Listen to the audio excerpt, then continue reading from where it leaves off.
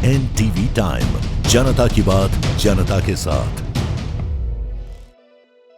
इंदौर नगर निगम और जिला प्रशासन की संयुक्त कार्रवाई प्रोफेसर कॉलोनी में निजी जमीन पर था कब्जा कार्रवाई की गई थी।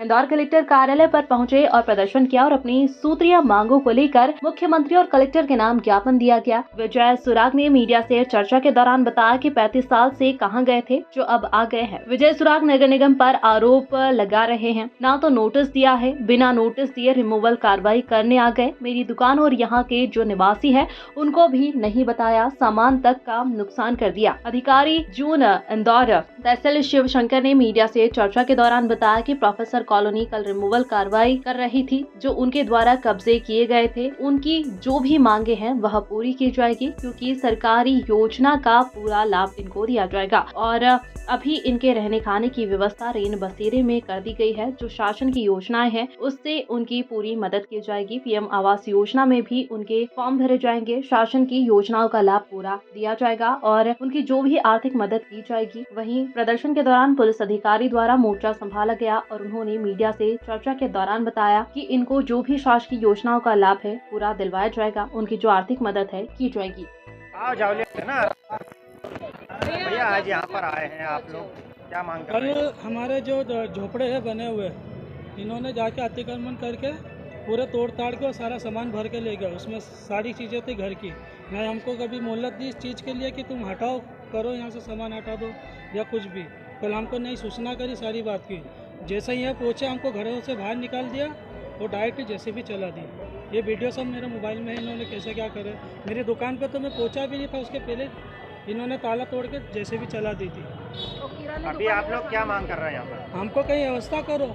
हमारे साथ ऐसा क्यों करा कि हमारा सामान पूरा घर का पूरा भर के ले चले गए भर को। किराने का सामान भी उठा के ले गए? किराने का भी ले गए, घर का भी जितना भी सामान रहता, गैस टंकी चूल्हा सारे सब ले गए भर के। अभी कुछ भी नहीं करा। इनके पास अगर कल का सबूत हो, इनके पास अगर कल का नोटिस का सबूत हो तो इनसे पूछो कि कौन सा नोटिस दिया था। इनसे पूछो कि कल का नोटिस आपने जो दिया था तो कौन सा नोटिस था। तो आप सीधे ही चले गए थे वहाँ पे तोड़ने के लिए। हमको बताता, हमको मोहलत देते तो हम करते खाली। उनका कहना है कि पिछले कई समय से लगातार कहा जा रहा था आप लोग हटाइए, ये अवैध है, उसके बाद भी नहीं हटाया गया। अवैध नहीं है, वो प्लाट है और हमारे पास 35 साल का उनको प्रूफ भी दिया कि हम 35 साल से ले रहे हैं, मेरी जन्मभूमि वहीं की है। 35 साल की ID प्रूफ दे रहे कि उसके बावजूद भी इन्होंने इनके मनमानी धकाई। जिन शर्मा का ये प्लाट बताया जा रहा है वो असली मालिक है या आप असली मालिक है? जमीन नहीं, वही है ना असली मालिक।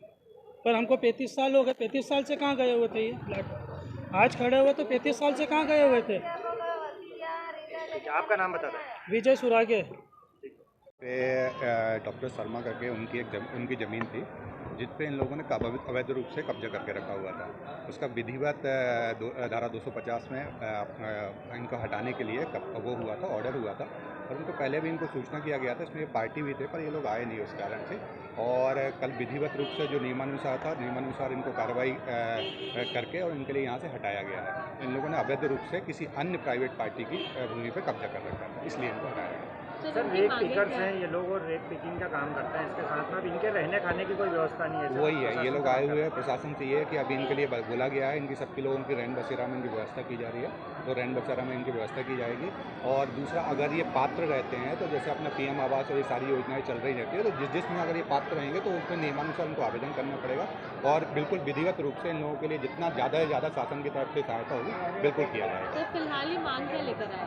फिलहाल इनका यही था कि आप लोगों ने बिना सूचना के, बिना उसके आप लोगों ने क्यों हटा दिया, ये है। और चूंकि उसमें विधिवत ऑर्डर हुआ था तो ऑर्डर होने के बाद उसका ही पालन किया गया है।